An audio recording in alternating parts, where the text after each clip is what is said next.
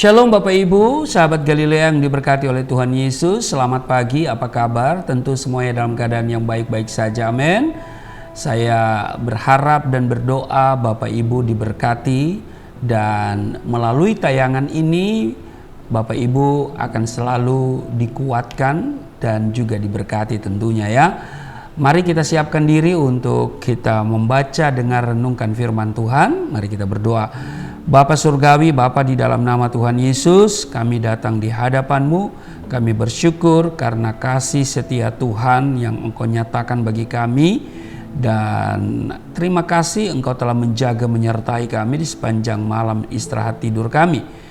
Oleh kemurahan-Mu, rahmat-Mu semata-mata, kasih setia-Mu, anugerah-Mu, kami ada sebagaimana kami berada di hari ini. Kami hendak baca, dengar, renungkan firman-Mu. Urapi kami, buka hati pikiran kami. Apa yang kami baca, kami dengar, tidak untuk kami lupakan, tapi itu termaterai dalam hati kami, menjadi rema dalam hidup kami. Urapi juga hamba-Mu yang tidak ada apa-apanya. Di dalam nama Tuhan Yesus, haleluya, amin.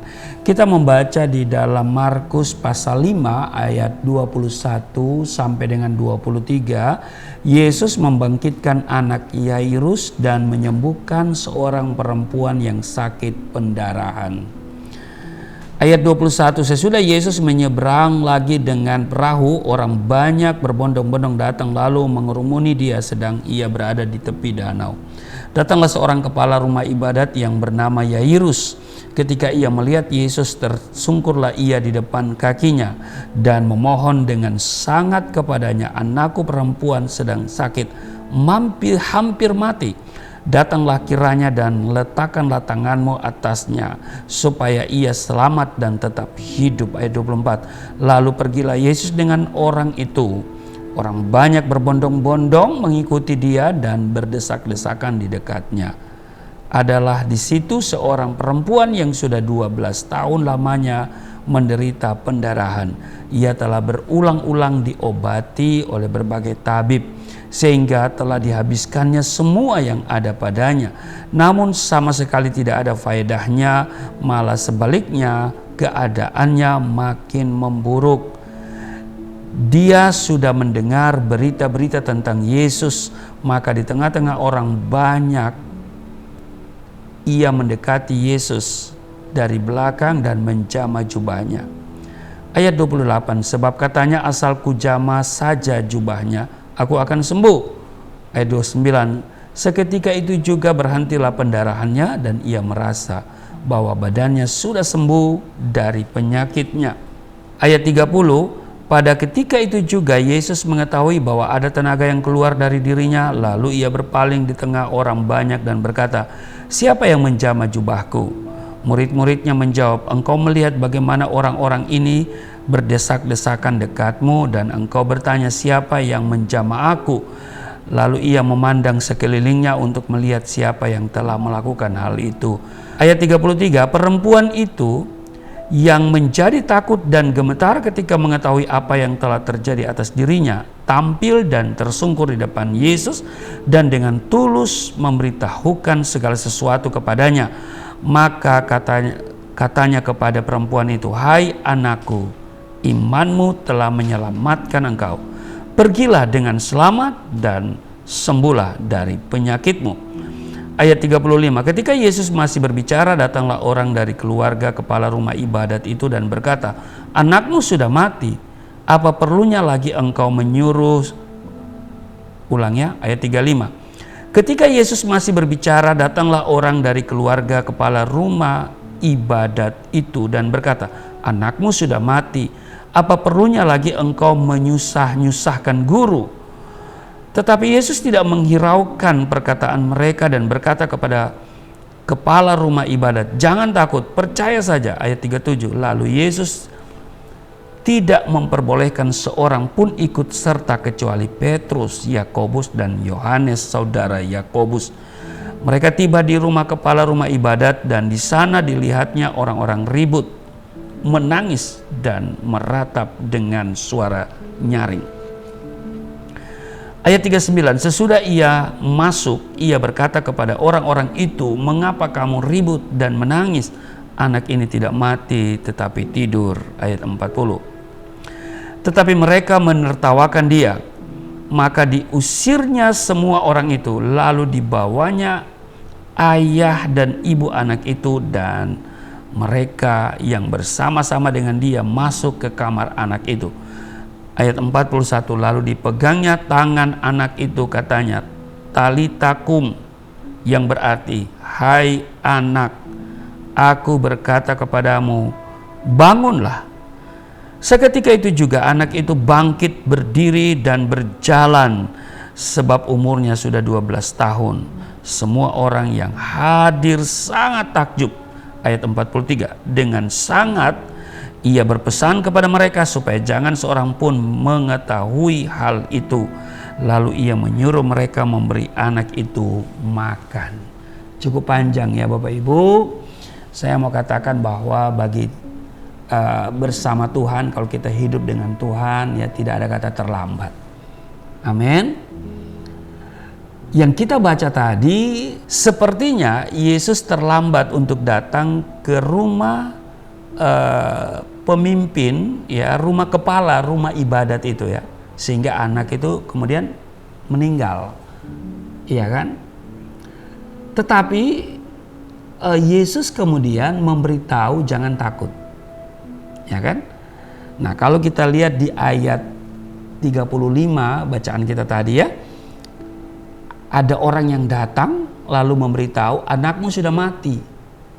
Apa perlunya lagi engkau menyusah-nyusahkan guru?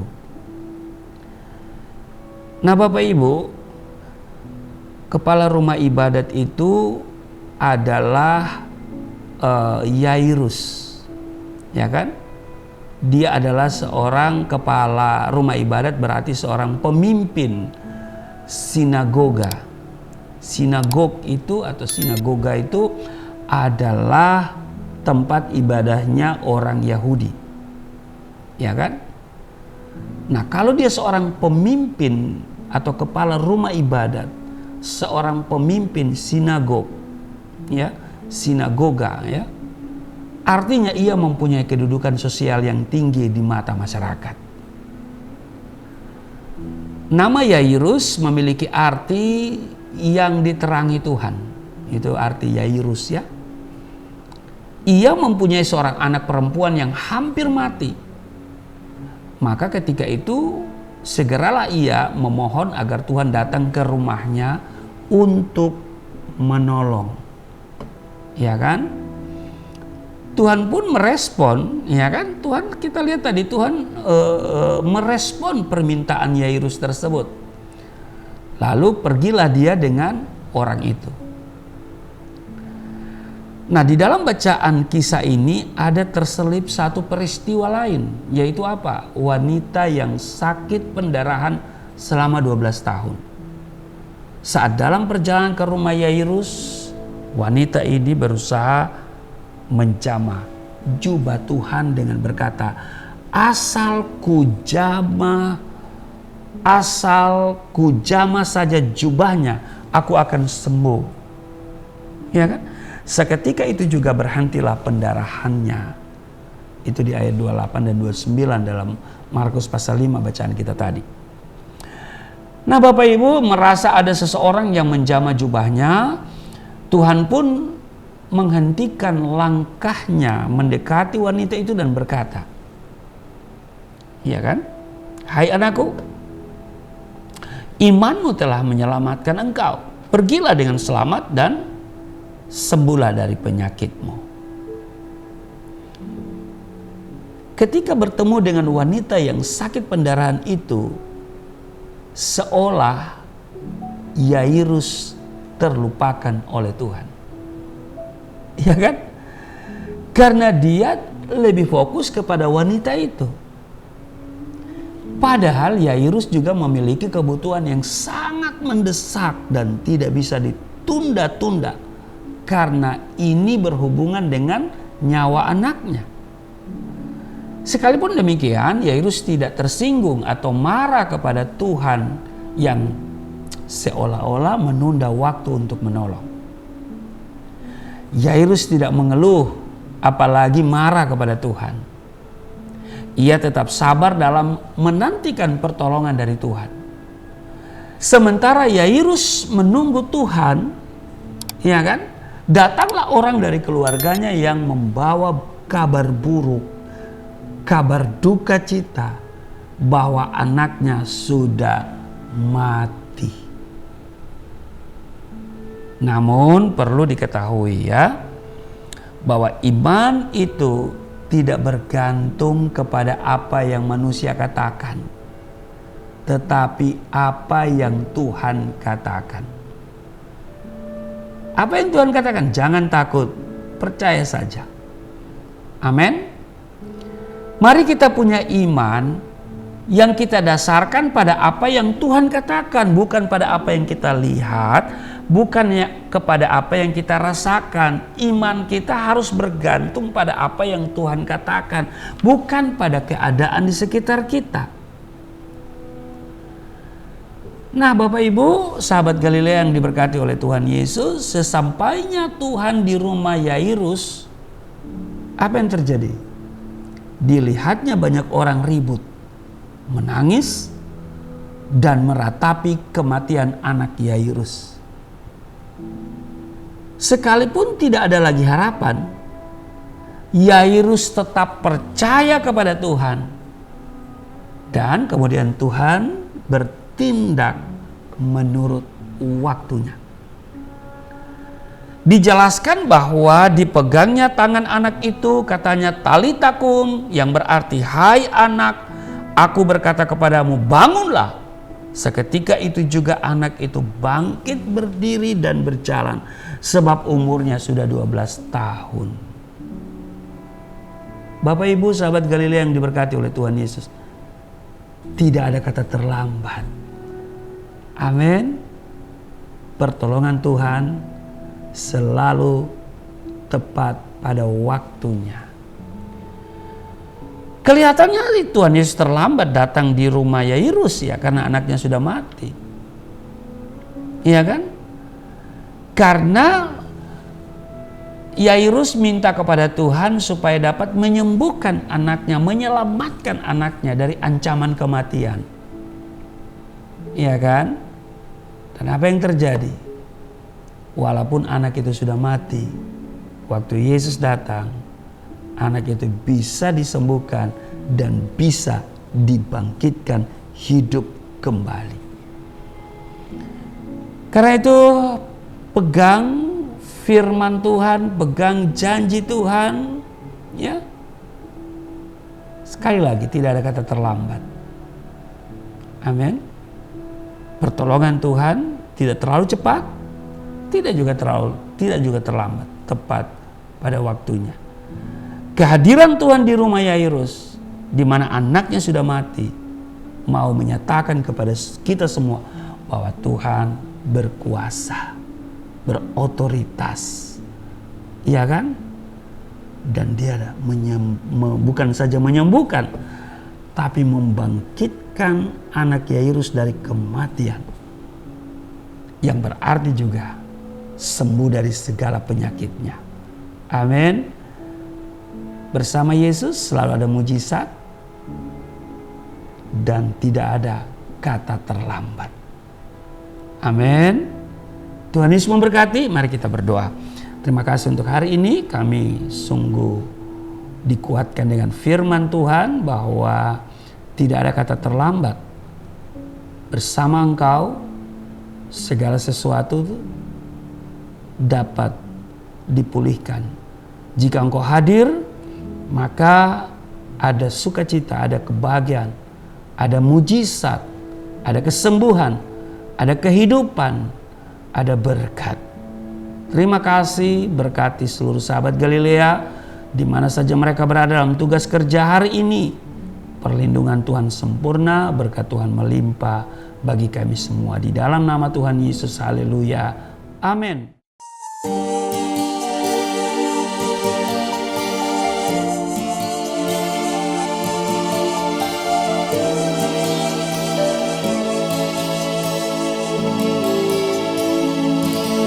Bapa kami yang di surga,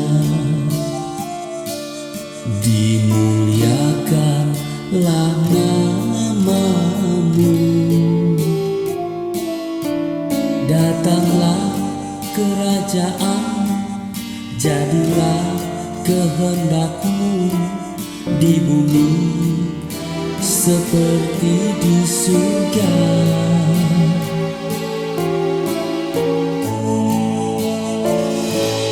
Berikanlah kepada kami makanan yang secukupnya. Ampunilah dosa kami seperti kami mengampuni orang yang bersalah pada kami.